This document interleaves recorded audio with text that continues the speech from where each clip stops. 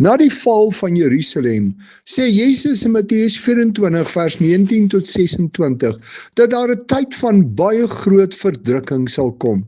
Dit sal bitter swaar gaan, want dit sal die grootste verdrukking van gelowiges in die geskiedenis van die mensdom wees, en sal net voor die Here Jesus se wederkoms gebeur. Dit sal 'n tyd wees waar Satan, die Antichrist, die valse profeet en die magte van die duisternis 'n baie groot aanslag op gelowiges rig.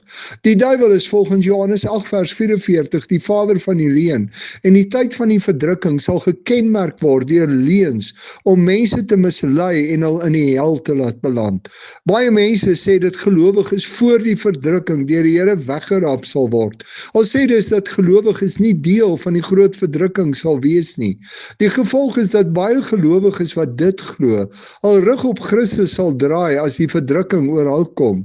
Die Here Jesus sê in Matteus 24 vers 22, dat God die tyd korter maak ter wille van die gelowiges.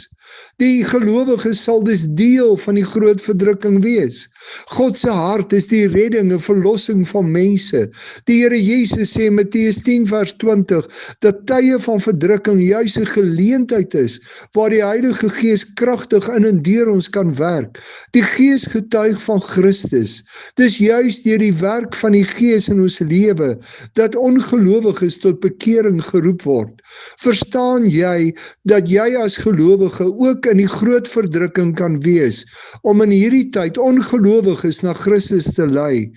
Kies jy om aan die Here getrou te bly, selfs al kom daar verdrukking en moeilike tye oor jou?